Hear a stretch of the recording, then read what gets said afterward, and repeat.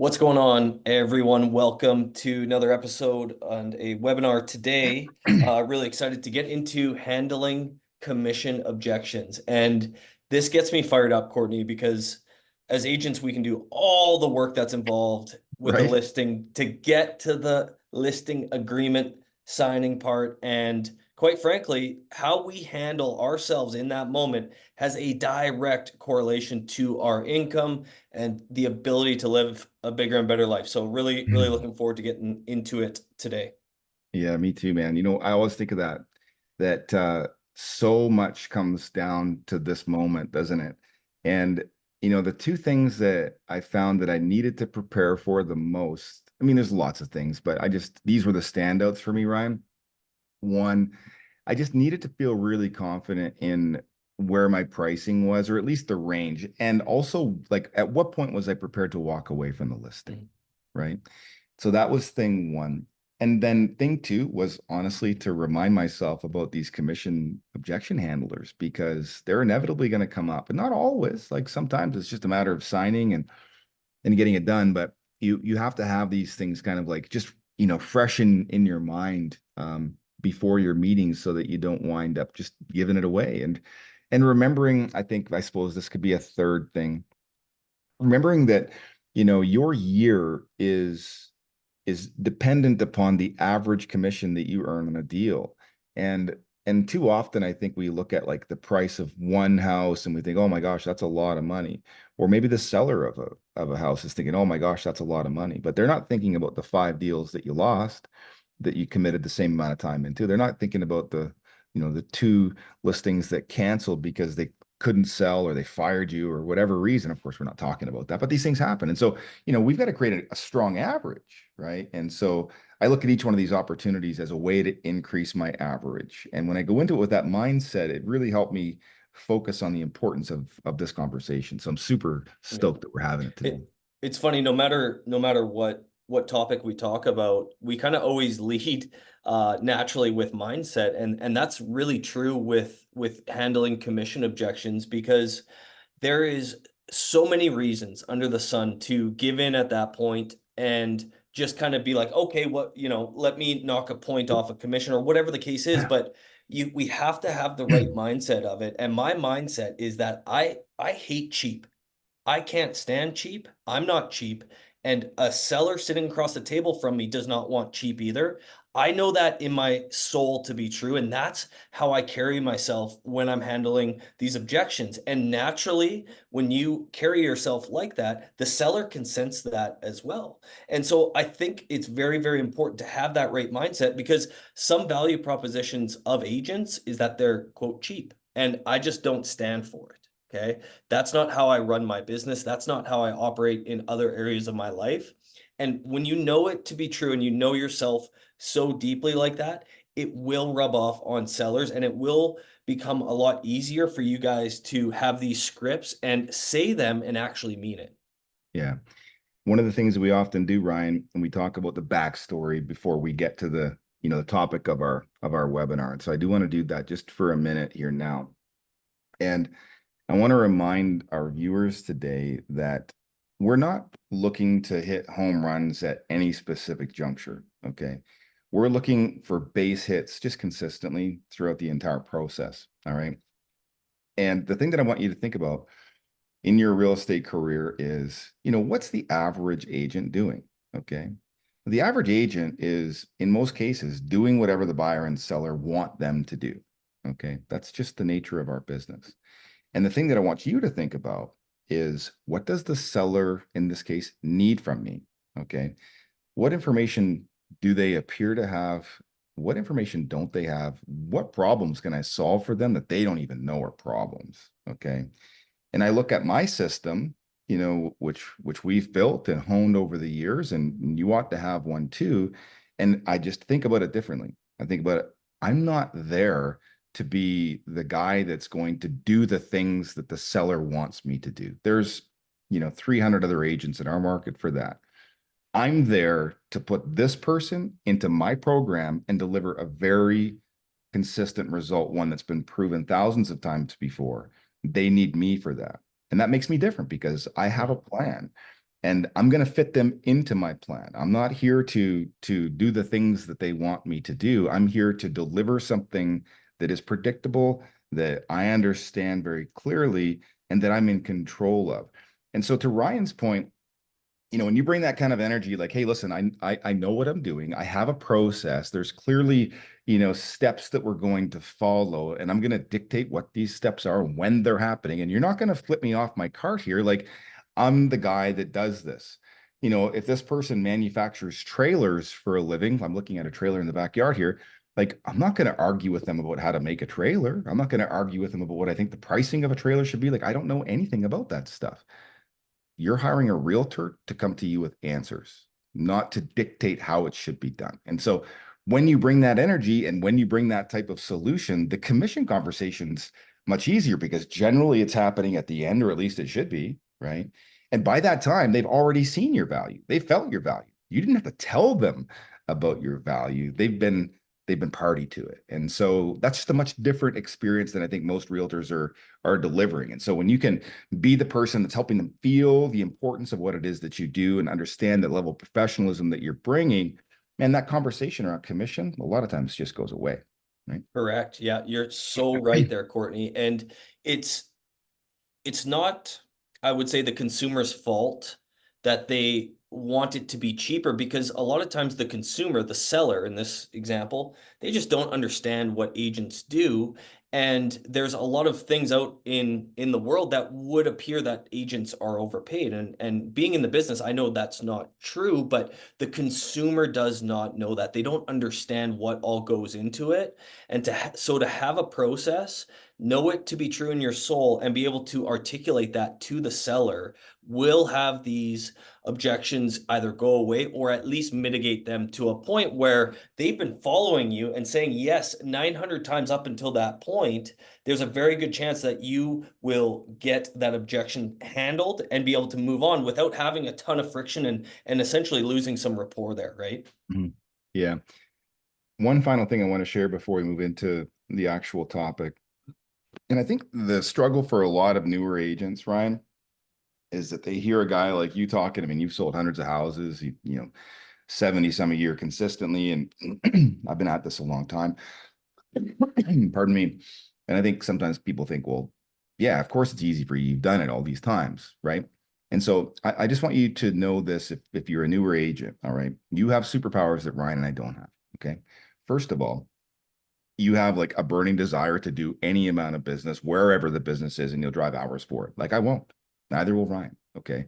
I took all the $50,000 mobiles the guy could handle in all the far-flung parts of the universe to get my experience, to get my teeth guided, to earn a living. Okay. And Ryan has too.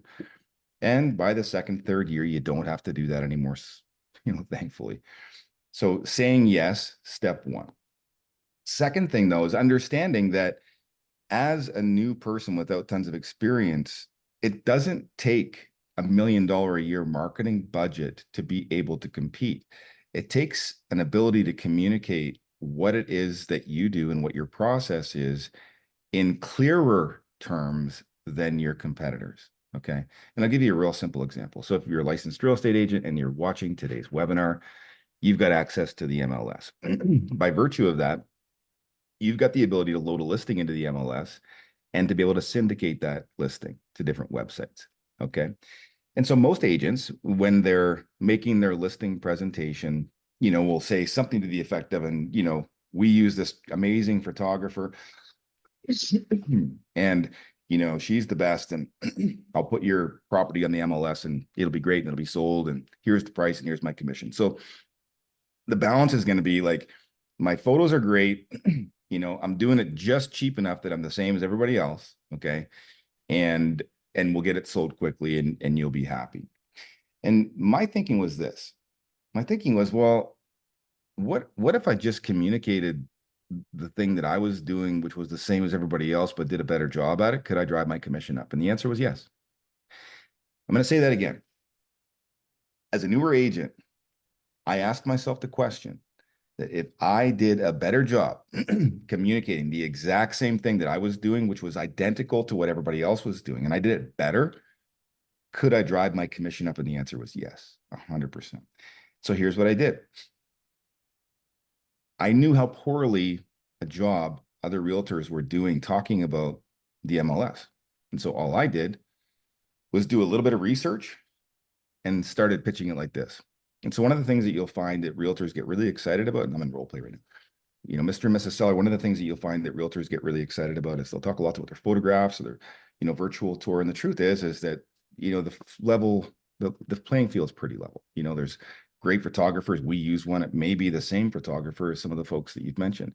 But the thing that I want you to know about is that realtors in Canada don't automatically have the ability to syndicate their listings to hundreds of different websites. In fact, you have to go to a very specific, super hard to find spot on Korea's website and toggle on about 7 or 8 buttons so that you can have the ability to have your listings appear on Google, Bing, and Yahoo, every brokerage site across North America in different languages, so that someone in Mexico who's searching in Spanish on Bing can find it and then inquire and have the inquiry come to me just as easily as somebody could inquire in Quebec in French and again have the inquiry come to me. And secondly, the most important thing that I want you to know is not just that we know how to market effectively using these tools that all realtors have access to, we know how to use them better, but it's also what we do with those opportunities when they come in. See, we have a commitment to getting back to each of these leads within 10 minutes. And most realtors don't respond at all. You can test that by calling 2 or 3 different signs. We just know that one of the most important things that we can do is get back to these people within 10 minutes and have a protocol for following up with them 10 times in 14 days. And in doing so, we have the greatest opportunity of maximizing the number of people who are interested in your property, who are qualifying to see your property, and who are maybe offering on your property. Does it make sense why we would do that? And people are like, yeah. And I'm like, well, shit, like that didn't cost me anything. It cost me a few extra breaths. $0. Just a $0. more thorough explanation of what we can already do. And if you are a newer agent and maybe you're an independent agent, you're not on a team, like you can make a robust marketing plan and strategy just by doing what Courtney mentioned there. And I would add a couple more things. Like think of how you're pushing the property out into the universe, into the world, call it push marketing. And then talk about pull marketing, what you're doing to follow up with people already in your database or any inquiry, whether it be speed to lead, whether it be social media. Like it's just having a plan and being able to vocalize it in an easily digestible way to a seller. Yeah. That's it. Yeah. And I love the idea of subtly different nomenclature. Like we're never going to put an agent, like one agent, under the bus, but I will certainly shine a light on what makes us different from other industry members in general. And I already know that the communication's different, but I want to highlight the thing that nobody else is talking about. And as soon as you start talking about like, hey, like, wouldn't it be important to follow up with people, or I have a system to do that with, and here's what the system is, or suddenly roll into a role play just like that, when you're talking about your open house strategy, like you're going to blow people's freaking minds. And here's the thing, you're probably doing nothing different than other agents. Other than making a better presentation. Yeah. Your marketing budget and plans probably identical, maybe the same photographer even, but you got the job and you can charge a higher commission because of the way that you presented it. There's just more trust. And when there's more trust, there's more value, right? When there's more value, it's worth more. So, Love that.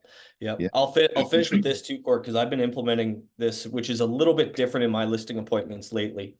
And I kind of just had this come out of my mouth one time and the sellers really liked it. So I've been kind of doubling down on it. But I talk about their property, the seller's property, and how I'm going to be basically making the listing targeted towards that avatar of the buyer that's going to buy that house, right? Mhm. Because remember, guys, those sellers very likely love their house. The more you can pump the tires of that house, the better, the more they're going to like you. And if you talk about how your description and how all your social media posts are going to be catered towards that specific buyer, like a family, for example, the seller's eyes light up. And just the fact that you have your eyes on who is going to buy that house, it responds really well with the sellers. And I'm still kind of, playing with that in my listing appointments, but it's just, in my opinion, just one other thing in our toolkit that we can kind of develop and roll with. Right. I'm just going to take that a step further. Do you think it's appropriate if I just open up a GPT real quick and show somebody how to get a great property description using that tool? Yeah, sure. Do it. Okay, cool. All right. So I'm going to share my screen. Yep. Okay, that's the right one. So I've got my GPT open here now. My GPT knows I'm a realtor, but in case yours doesn't yet, make sure you get GPT-4. It's like 20 bucks a month or something. I'm a real estate agent in Lethbridge, Alberta, selling a beauty, holy cow, beautiful executive style bungalow on Canyon Crest Point. A very exclusive area. Our average price point is under 400K, and this property is 1.2. The avatar for this property is the working professional, like professors, doctors, lawyers. I need you to, I should say, it's a 3-bedroom up sprawling 2,000 square foot bungalow with a fully finished basement walking out onto a lovely park. The highlights of the property, the open layout, huge kitchen, butler's pantry, and right foyer with skylight. How many characters do we get, Ryan? Right, A ton. Gosh, I should know I'll that. say 2,000. Yeah. Yeah, 2,000 character description of this property that targets this same avatar and is rich in search terms that will help people find it with SEO. Boom. That So last part is huge, by the way. yeah, Yeah. no doubt. And so this, I don't know, what did that take me? Like 2 minutes to type that out or something? Mhm. Say 3 minutes. Like I used to spend an hour or more Yeah. on writing these overviews. They would slay me. And man, like here chat turns that into like a 3-minute thing. And so now, like literally, I've got my overview. I'm just gonna copy that and paste it, and I've saved myself an hour of time. And I can't write it better than that. I can promise you. Yeah. I haven't read it yet, but I already know, right? And so if you're not using tools like that to save yourself an hour per listing, get started. It's 25 bucks a month. I mean, gosh, one overview is gonna pay for itself for the entire year, right? Crazy. So yeah, Love a that. little bit of a sidebar, but I like sharing those tools. So why don't we get into it, Ryan? Yeah. I know that you faced a lot of, well, I shouldn't say a lot. I mean, certainly less than most people because your presentation skills are so strong. But I mean, we've both faced objections. And do you have a favorite one, like the one that you're like, man, I just like this is my power move. I feel best about this one when it comes up. Like I just like it's like a mic drop moment for you. Yeah, like I do think there's, I would say it's half and half. Half of what you say and the other half is how you say it, right? Mm-hmm. And when I do get that commission objection, one of my favorite, not favorite things to do, I don't know if that sounds right, but I always want to act a little bit taken back and a little bit shocked like they would ask that, right? Mm-hmm. Especially when I've just went over the entire marketing plan and I've Yeah, asked the questions, is there anything that you think I'm missing in this marketing strategy? And they say no. that's And so then important. yes, and then we roll into the listing agreement, we fill out everything, get to the third page, and they say something along the lines of like, "Oh, well, that's more than what the market standard is, isn't it?" And Or I that's more than we've paid before. yeah, yeah, insert any objection. And I think it's very, very important to have it. Is it acting? Yeah, it is. But have it dialed into where you kind of just look surprised. Like, And I usually say, listen, like I I've really never been asked that before. What part of the marketing would you want taken out? Right. And I will have that tonality dip at the end, right? I'm going to be a little bit surprised and just ask the question like, hey, listen, like we're not making a ton off of this property. I know, the commission may seem like a big chunk of change to you, Mr. and Mrs. Seller. Ultimately, I have to give almost half of my commission out to whoever brings in the buyer. So that doesn't really leave a ton left over at the end of things. Now, looking at the marketing plan, what piece there would you be okay, giving up knowing that it could affect value in the long run? And I always like to kind of tie it back into value or into profit, right? Because remember this, guys, at the core of it, it's not really the commission that's the issue. It's what they're profiting at the end of the day after the lawyers are done, the keys are left off. Prime example, I would pay an agent $200,000 commission if they sold my house for $1 million. I wouldn't care, right? So we have to remember, especially this is more on for sale by owners, it's not the commission, it's always the profit at the end of the day. And I like to use the word profit, right? Because it always ties them back into that. Because my whole marketing strategy is to maximize profit for the sellers. And in order to do this marketing strategy, I charge this much commission, right? So if we're worried about profit, right, I can't be giving up or missing out on the marketing plan. So when you have, I like that objection handler. I know that's a long-winded answer, but look No, surprised, you tie it back into profit and just simply ask the question like, what part do you want me to give up? Because this commission structure is what I charge. yeah. And you've been very detailed, right? Um, I think the just worth highlighting because I've seen Ryan present this. So you've got to imagine like a very detailed listing presentation. Okay.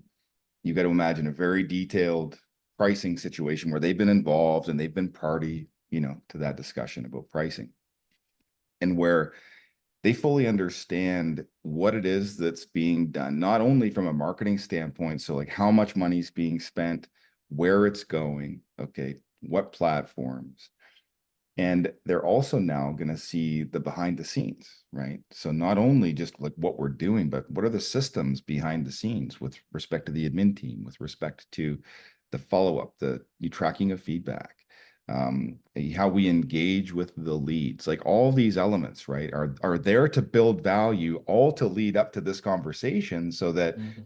Ryan doesn't have to give his commission away. And all he's doing now is reminding people that, hey, don't forget, like we've talked about all this shit. And Yep. you told me that you didn't think that there was anything missing. So that tells me that I've got everything. And if you're competing, you want to ask that question in a slightly different fashion.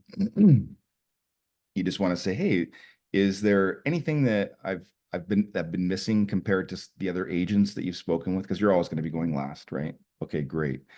Is it fair to say that there's quite a few things that are different as well? Right. And I'll lead them with that nod, right? Like, yeah, I already know. Right. And then sliding into this conversation. So be mindful of those very subtle details. Again, these are just base hit after base Mhm. hit. Right. My favorite one, and it's not as good as Ryan's first one. This is one that you want to like maybe use as your second objection handler because it can be maybe deemed to be a little bit aggressive. And I've been called worse. I don't think aggressive is the worst thing, but this might be a little bit harsh. There's a couple different ways to roll with this one. So if Ryan says to me, hey, your commission seems high, we've talked to two other agents, would you consider, knocking that price down a little bit? There's a bunch of different ways that I'll handle that. And I'll go through a couple of them. I mean, so yeah, you know what? I can totally respect why you'd want to ask that question. I'm the kind of person that likes to get a deal as well, like a 99-cent cheeseburger at McDonald's. And I suppose I'd like to have one of those $100 cheeseburgers at the Las Vegas Strip too. But let me ask you this. Did you see any difference between, what it is that I'll be doing for you and the track record that we have versus these other realtors? Well, yeah. Yeah, we did. Then would you agree that there has to be some difference in pricing between those two things as well, knowing that we're going to be able to get you more money at the end of the day and you're going to have a better experience? Yeah. And I'll say, okay. Like I'll literally just say that. Okay. Okay. Pen, paper across the table. Like I don't need to talk a lot. And I'll tell you guys, like if you've seen me on enough of these webinars, I talk a lot. That's one of the hardest things for me in a listing presentation is shutting up. Like the power of the pause to me, like that's just something that I said to myself in my internal voice so many times, like, Courtney, the power of the pause, the power of the pause, like, shut up. So me just saying, okay, was like really hard because I wanted to just keep going and keep talking. The more you talk yourself out of it. All you have to do Mhm. is make a subtle point. Like, was this better? And did you see differences? Okay, well, it stand to reason that it should be more expensive. Okay. So you get them to sign, right? Somebody else might push a little harder, right? They might say, you know, I don't know, so and so is doing it for 4%. Looks like Mhm. you're around you're around 5%. I'll say something to the effect of, yeah, you know what? I can understand that, in the case of your property, that's about $5,000, right? Yeah. It, I can recognize that that's a lot of money. But let me ask you this, as we've talked about earlier, you don't want to sacrifice, anything in the marketing plan, right? At the end of the day, realistically, we're set to make maybe a profit of $1,000 to $2,000, depending on how fast your property sells. Maybe 3,000 if it sells really fast, but I don't want that, and I don't think either do you. And so let me ask you this, what kind of work do you do again? Okay, you're a professor. Okay, fantastic. So let me ask you this. You've done your job all week, and you feel like you've done a really good job. You submitted your papers, and your class evaluations are really good. Your boss comes to you and says, listen, I know that you normally get paid $6,000 a month, but this month I'm just going to give you 1,000. How would you feel about that? Well, I wouldn't stand for it. Yeah, okay. Like, you don't have to keep talking is the point, right? Like, you just have to connect a little bit of logic with people, and then they're like, yeah, I guess. Like, the job is the job, right? Like, this job doesn't change for me. That's the thing that I always remember. Like, selling a house is selling a house, and it really doesn't change dramatically if it's a $2 million house or, a $200,000 house. The job's the job. Like, I'm gonna get paid what I get paid. Okay. And if you want me to discount it, I'll say something like this, here's the thing, Mark, I don't take every listing that I have the opportunity to. I really like your house, and I really like you and your family, and I'd really like to get to work and just get to the point where we get to celebrate on the finish line, dancing around that sold sign. But at the end of the day, I also have all these bills to pay. I've got to cover off the marketing costs for your property. And unfortunately, I just can't do it for that. So, I mean, I'm sure you can find a cheaper realtor who's going to do less for you and maybe get you lesser of an outcome. And if you want to do that, that's fine. Do you So think good because likes to be that person? Like, fuck no, they don't. yeah, yeah, and it is good if you can know the occupation of the seller, it can help kind of guide that discussion too.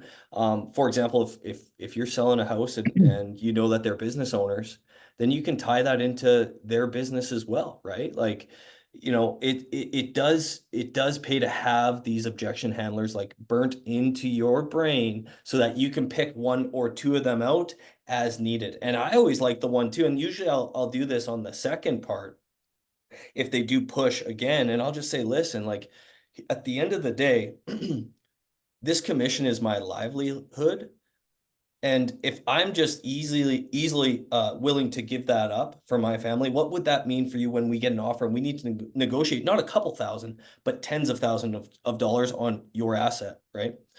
So that's another good one to kind of put things into perspective. But again, guys, it is so important that you act differently up until this point, because if you just go through the motions like every other agent and you do a basic CMA and you talk about the MLS and the photos and you flip over a listing agreement with a higher commission amount, well, you have nothing to tie the objections back to, right? Because there's nothing there because you are just like everyone else. So you have to plant the seeds accordingly so that when the objection comes up, you can then tie it back into and be like, hey, remember, this is why you're paying more. There's more value here. And yes, I'm going to get paid what I'm worth.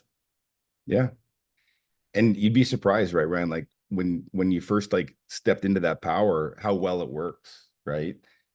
It's like they can smell the fear on us, honestly, guys. It's like when you walk in unprepared, you didn't have a system that you took them through, you didn't have your objection handlers, they're sensing a lack of worth. And in essence, you're showing it to them. Like, if you're unprepared and you can't manage simple objections, like, are you really going to be in an awesome position to negotiate hundreds of thousands of dollars for them? The answer is no. Okay. And so like I would encourage you to think of this as a way to prove your worth. Okay. Like if you can't negotiate for yourself, are you really in a position to negotiate for your seller? And if you can't prove them that you can do that in the moment under pressure, would they reasonably believe that you could do that when they're not watching you, talking to another realtor, negotiating on their behalf? No, they're not going to believe that. And so, in a way, like your ability to stand in your power in these Mm. moments is essential to prove to that person that you can do this work. And if you give it up right then, what are you saying? What are you Yeah. showing? What do you stand for? Like, you Yeah. really have to master this. I think it's your It, responsibility. it really is, and I've mentioned this on all of our webinars about treating this job like a craft. And I think it's an awesome challenge as an agent to charge more commission than what your market standard is. And if your value proposition is just cheap, then I would say you don't need to do anything because people will maybe see value in that. But quite honestly, Court, like I personally I want to be a better agent, right? Mm, I want to continue to sharpen my skill set and try to get more money. Like I don't think that's a bad thing to do. And if you look at real estate as a whole, depending on what market you're in, you will see discount brokerages pop up and go away. And it's not very sustainable because they are just having their value being cheap. And as a craft, I look at my job as a craft. I don't want my craft to be cheap. I'm like, hey, how can I provide more value? How can I tweak my presentation? How can I speak to these specific sellers in a way that they're going to understand and see true value mhm. in what I have to offer? And how can I make that journey so by the end of it, they are so happy they've totally not even acknowledged the commission anymore because they see value in what I've delivered to them. And I think that's where you start to elevate yourself in your marketplace to a point where that just becomes who you are, but you have to start and you have to try. And maybe that first try is you just write down a different percentage amount on your listing agreement and you roll with it, see what happens, right? I've never gotten so far down the objection rabbit hole to where I lose the listing, right? No, if they're It talking to never you about happens. commission, they're doing the deal with you. Yeah, Yeah, I love that. I'm going to do a quick screen share here, Ryan, just to cover off one more. And so I think this is an important. Oh, you're seeing the wrong desktop here. You're seeing a car. One sec here. Okay. You see my remarkable now? Yeah, you do. Okay, here we cool. go. Yeah. All right. So the first thing, friend, is that when you've got your listing contract prepared, I am old school, but here's the thing. My odds of getting this paperwork signed if I email it to somebody or if I DigiSign it to somebody are just lower. Like I've had Mhm. people that were like 10 out of 10, super stoked, ready to go, everything committed, photos booked 100%. And I DigiSign a listing contract to them and they get ghosted and nothing. Okay. So I just strongly encourage you to tie this into your business where you've got paper, where you're sitting down, you're going last, and you're managing the objections when they come up. And make sure that your font of your commissions matches the font of the contract, that it's not written in pen. Okay. And here's why. Because if it's written in pen, it can be changed and you want it baked into the contract so that it looks templated. It's just one less thing that stands out the page that looks like you've just made it up. Okay. So There's if so many base hits there, Court, and literally for the agents out there that say, oh, I only do electronic signing, I don't print anything off. You're doing a disservice to your own business, to your own family, if you aren't, the only document to print off is the listing agreement because you Mhm. need to have it signed in person at game time, guys. And that is huge in itself. And I'm sorry, if you think that you should just DigiSign stuff, you're just being scared to actually try this, in my opinion. Yeah.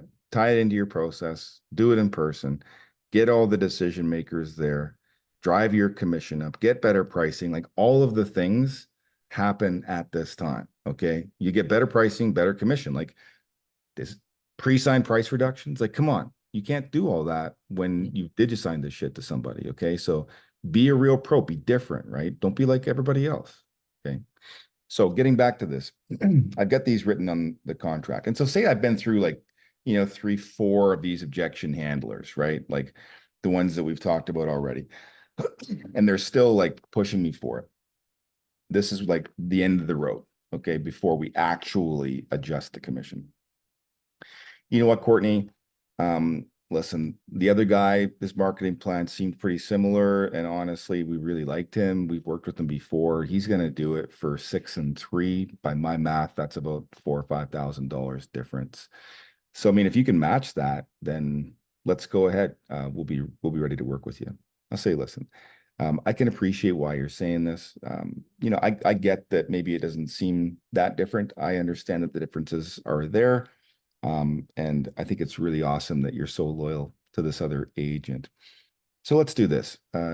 You appreciate the marketing plan, right? It seems like you see a little bit more value in it there, but maybe just not as much as the gap. Is that fair to say? Yeah. Okay, cool. And what would you say that gap is? Say it works out to be, say, $4,000, $5,000 difference. Like how much of that gap do you feel is fair versus how much of it you feel is unfair? Well, it's probably worth like, I don't know, a couple grand more to us. Okay, so you feel like maybe I'm $3,000 out of lunch. Is that right? Yeah. Okay, cool. So I know that on the price of your property, we're at $500,000. I'm just doing some quick math. 6, 7, 8, 9. So this is going to be $9,000 as it stands. So let's do this. Let's just make this a flat commission, and we'll just call this $6,000. How's that sound? And then what we can do is we can just knock this down to 1 and 4. Makes sense? Or sorry, that math's wrong. And I lost my eraser. So that would actually be 4 and 4. 4% on the first 100,000, 4% in the remainder. So you save $3,000 in the total commission, and then we pass that along to the buyer's agent. And that's still a reasonably competitive commission. Okay? How does that sound? Most people are going to balk at that. Okay. Say, well, I thought you said it mattered what we paid. I say, yeah, I mean, it can matter. But here's the thing. I've got marketing expenses. I've got time. I've got risk. I've got overhead. I've got systems. I've got back end. I've got all these things. And the challenge is that, my competitors don't have those things. And so maybe they can be more flexible, but they're also giving you less marketing, less representation, and less experience. And so these things do have a material cost to them. We're just a little bit apart on where they're at. So does it make sense why we want to be there? If I just walk through that, most people will leave it. Okay. And I'll tell you what, guys, if I have to, I'll just go ahead and knock a little bit off of each one, right? So I might go like 2 and 1.5, and maybe I'll knock mine down, to like say 5 and 4, right? So we're each giving up 1,000. See what I'm doing? Like now we're at $2,000 off. So I'm just gonna negotiate typically in the thousands. And what agents will often do is start negotiating on like full percentage points. Like, man, like a full percentage point on a $500,000 house, 5 grand. Like, what if the person just wants $1,000? So here's the other strategy that I've used. I'll say, Mark, you know what? I respect what you're saying. And here's the thing. I mean, you want to save that $3,000, right? And hey, listen, I get it. I want to save money too. And you want the better marketing plan. I get what you want, why you want to work with me. And the truth is, I really like your house and I really want to work with you. But I'm sure you understand the time value of money. Okay. $3,000 is not really going to be money in your pocket so much. It's just going to be part of the proceeds in the sale. And you're not going to have that till we sell, maybe 60 days down the road. What if I did this? What if I gave you $1,500 today? And they're going to say, well, what do you mean? I say, well, I'll literally just write you a check today for $1,500. We'll leave the commission as it is. And so I'll make my 7 and 4 and $4.95 transaction fee. And you'll get $1,500 today that you can go spend on whatever you want. Does that sound reasonable? He's like, what's the catch? Well, the catch is if you fire me, you should pay me back the $1,500. I think that would be fair, wouldn't it? Yeah. Okay. So like, just be creative, I guess is my point, guys. You don't have to solve all the world's problems, but a lot of times these little ideas will go a long way. Like the person's asking for $3,000 off. I don't want to give them $3,000 off. That's a lot to me. But most people, if you talk about handing them a check for 1,000, $1,500, whatever it is, You slide that check across the table, they're getting pretty excited. Like nobody's handing them a $1,500 check like that, right? Yeah, Mhm. they'll sign the contract. And so if that doesn't work, yeah, just discount the commission. Like I'm not walking out of here without unsigned paperwork. Okay. I've even gotten to the point where I've walked up, like gotten up and like faked walked out. I don't really like that strategy. I've tried it. Seems a little aggressive. And it's hard to come back from. And by then I've seen the mood shift sufficiently that it's Mhm. hard to re-engage. So I didn't do that a bunch of times. I probably tried it like 5 times. But Yeah. yeah, between these, like you're going to drive your commission up. You're going to get Y- better pricing doing it in person for And sure. I think there's a lot of fear with trying these things, and our mind immediately goes to like, oh my gosh, like you go to the worst case scenario of these people, saying no to everything, and you have to have 7 objection handlers. It's the same thing with what's likely coming. We're gonna have to be doing this with buyers too, right? Yeah. And there's gonna be a lot of fear involved with agents feeling like, holy smokes, I need to do these things. Trust me, guys, if you try, you might get 1 objection. The rare occurrence you get 2. Right. Yeah, he's right. Very rare you would get 2.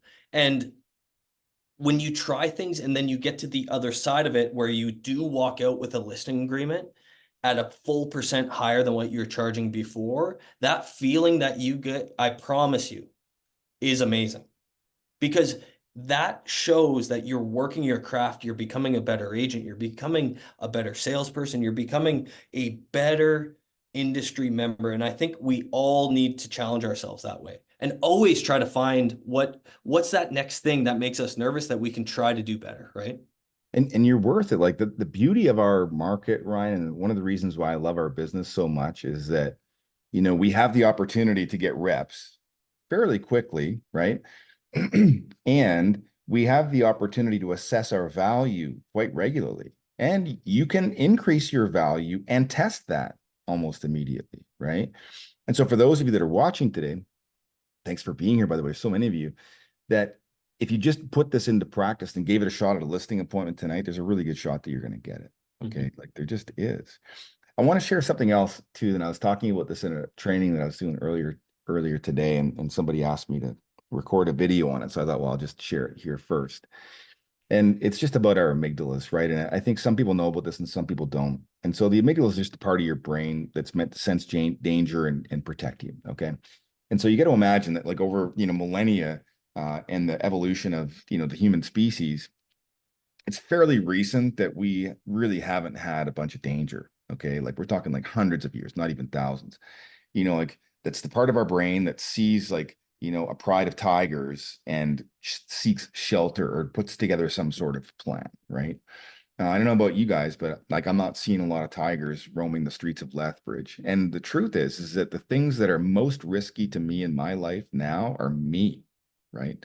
Driving too fast. If a person drives under the influence, like we're the greatest risk to ourselves. Yet we haven't devolved out of this piece of our brain that's meant to protect us from perceived danger. And so ask yourself what the perceived dangers are for a human being at this phase in evolution. And the answers are being ashamed, being embarrassed, being isolated in real estate, being hung up on, being rejected, being fired. Okay. Like these are the greatest risks. And what's happening inside your brain is your brain's convincing you that those risks are so great because it hasn't evolved past the point where those were death defying, that it's telling you not to do this stuff because it's too risky. Okay. And the truth is, the greatest risk is the risk of you not trying. The greatest risk is you staying the same and not challenging yourself. The greatest risk is you letting everybody else in the industry do the same thing as you. When you could just understand this is just a part of your brain that hasn't evolved past current times yet. And the actual risk is your inaction and your inability to commit to trying something different that's going to help you level up and earn more money for your family, create greater independence, more freedom, more safety, right? That's what we're talking about doing here. That's what this is all about. So when you have those feelings and you're like, oh man, I'm scared and what's going to work, prepare, as Ryan says, hone your craft, work on it, practice it, and execute and watch yourself win. And then do that freaking happy dance. Cause I know like when the first time I got 7 and 4 and 495, when everybody was running around getting 6 and 3, I was like, I'm a king, right? And then you realize, no, like I'm just worth that because I do better work, right? But at first it is super exciting. And we just want that for you because if you're doing it at this level, you're worth it too. 100%. And the fact that you guys are here just listening to us means that you are driven to be better. And remember, guys, if we zoom out of the real estate industry, I know that I pay value for different things that I see value in, right? For example, I like vehicles, I like watches, I like weird things that other people don't see value in, right? So like we have to remember as human beings, we pay premium pricing for other things in our life, right? So why can't we have that in our industry? Just because commissions have been standard, whatever they are in your market, is 6 and 3, where I'm at, just because it has been like that for a long time, doesn't mean it needs to be like that moving forward. And it doesn't mean that it needs to be like that for your business, for my business, for anyone's business. So keep that in mind, guys. Like, have the objections, have all the seeds planted along the way, and just try it. Just send it, see what happens. And I guarantee that, as Courtney said, you will win way more than you lose for sure. Any closing thoughts there, Court? No, man, I just every time you say send it, I get stoked. Like I want to run through a brick wall. So I think that's a great place to end it, my friend. Awesome. All right, guys. Thanks for being here, and we'll see you next week.